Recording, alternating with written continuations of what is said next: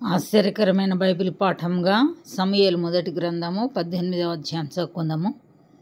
దావీదు సౌలుతో మాట్లాడుట చాలించినప్పుడు యోనాతాను హృదయము దావీదు హృదయముతో కలిసిపోయాను. యోనాతాను దావీదును తనకు ప్రాణ స్నేహితునిగా భావించుకొని అతన్ని ప్రేమించెను.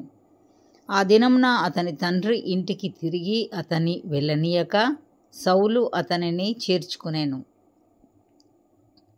దావీదు తనకు ప్రాణ స్నేహితుడని భావించుకొని అతనిని ప్రేమించుచు యోనాతాను అతనితో నిబంధన చేసుకొనెను.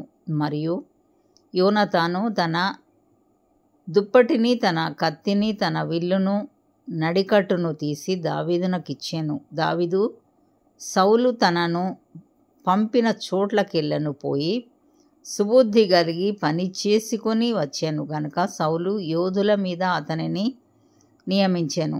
జనులందరి దృష్టికిని సౌలు సేవకుల దృష్టికిని దావీదు అనుకూలుడై ఉండెను. దావీదు ఫిలిష్తీయుని హతము చేసి తిరిగి వచ్చినప్పుడు స్త్రీలు ఇశ్రాయేలీల ఊళ్ళన్నిటిలో నుండి తంబురలతోనూ సంభ్రమముతోనూ వాద్యములతోనూ పాడుచు నాట్యమాడుచు రాజైన సౌలును ఎదుర్కొనుటకై వచ్చిరి. ఆ స్త్రీలు గాన ప్రతిగానములు చేయుచు వాయించుచు సౌలు 1000 కొలదియు దావీదు 10,000 కొలదియు శత్రువులను హతము చేసిరనిరి.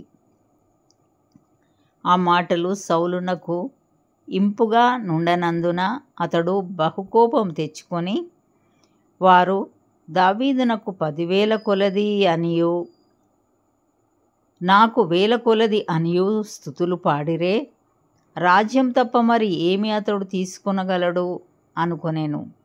కాబట్టి నాట నుండి సౌలు దావీదు మీద విషపు చూపు నిలిపెను. మరునాడు దేవుని యొద్ద నుండి దురాత్మ సౌలు మీదికి బలముగా వచ్చినందున అతడు ఇంటిలో ప్రవచించుచుండగా దావీదు మునుపటిలాగున వీణ చేత పట్టుకొని వాయించెను. ఒకప్పుడు సౌలు చేతిలోనొక ఈటె ఉండగా దావీదును పొడిచి గోడకు బిగించుదుననుకొని సౌలు ఆ ఈటెను విసిరెను. అయితే అది తగలకుండా దావీదు 2 మారులు తప్పించుకొనెను. యెహోవా తనను విడిచి దావీదునకు తోడయుండుట చూచి సౌలు దావీదునకు భయపడెను.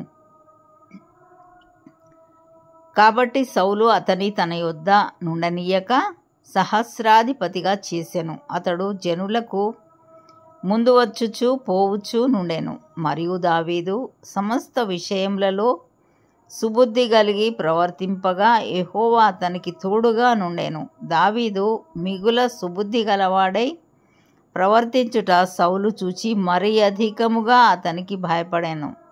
ఇశ్రాయేలు వారితోనూ యూదా వారితోనూ దావీదు జనులకు ముందు వచ్చుచు పోవుచు నుండుట చేత వారు అతనిని ప్రేమింపగా సౌలు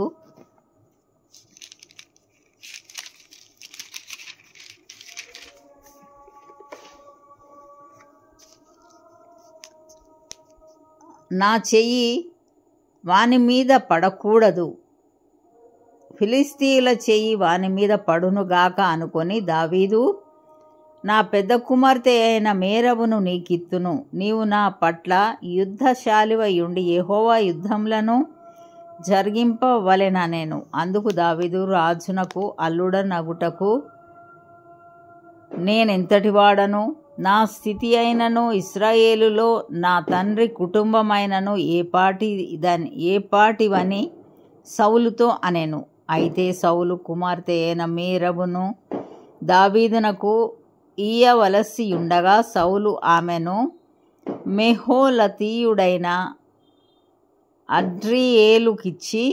అద్రియేలుకిచ్చి పెళ్లి చేసెను. అయితే తన కుమార్తె అయిన మీకాలు దావీదు మీద ప్రేమ కలిగి ఉండగా సౌలు విని సంతోషించి ఆమె అతనికి ఉరిగా నుండునట్లును ఫిలిష్తీయుల చెయ్యి అతని మీద నుండునట్లును నేను ఆమెను అతనికి ఇత్తుననుకొని ఇప్పుడు నీవు మరి ఒక దాని చేత నాకు అల్లుడవగుదు అని దావీదుతో చెప్పి తన సేవకులను పిలిపించి, మీరు దావీదుతో రహస్యముగా మాట్లాడి, రాజు నీ యందు ఇష్టము కలిగి ఉన్నాడు, అతని సేవకులందరూ నీ ఎడల స్నేహంగా నున్నారు, కాబట్టి నీవు రాజునకు అల్లుడవు కావాలెనని చెప్పవలెనని ఆజ్ఞ ఇచ్చెను. సౌలు సేవకులు ఆ మాటలను బట్టి దావీదుతో సంభాషింపగా, దావీదు, నేను దరిద్రుడనై ఎన్నిక లేని వాడనై ఉండగా రాజునకు అల్లుడనగుట స్వల్ప విషయమని మీకు తోచునా అని వారితో అనగా,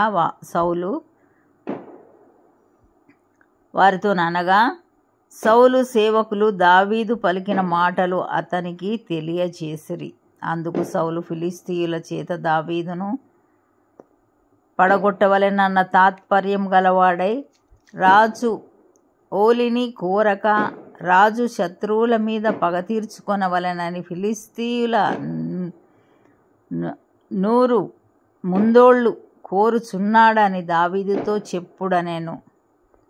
సౌలు సేవకులు ఆ మాటలు దావీదునకు తెలియజేయగా, తాను రాజునకు అల్లుడు కావాలనన్న కోరిక గలవాడై గడువు దాటక మునుపే లేచి తన వారితో పోయి ఫిలిష్తీయులలో 200 మందిని హతము చేసి వారి ముందోళ్ళు తీసుకొని వచ్చి రాజునకు అల్లుడగుటకై కావలసిన లెక్క పూర్తి చేసి అప్పగింపగా, సౌలు తన కుమార్తె అయిన మీకాలును అతనికిచ్చి పెళ్లి చేసెను.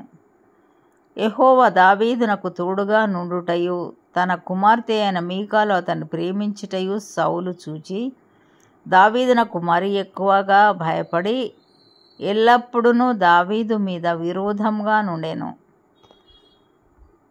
ఫిలిష్తీయుల సర్దారులు యుద్ధమునకు బయలుదేరుచూ వచ్చిరి. వారు బయలుదేరినప్పుడెల్లను దావీదు బహు వివేకము కలిగి ప్రవర్తించుచూ రాగా, సౌలు సేవకులందరికంటే అతని పేరు బహు ప్రసిద్ధికెక్కెను. ఇంతటితో ఈ దినం కొరకైన బైబిల్ పాఠము సరి.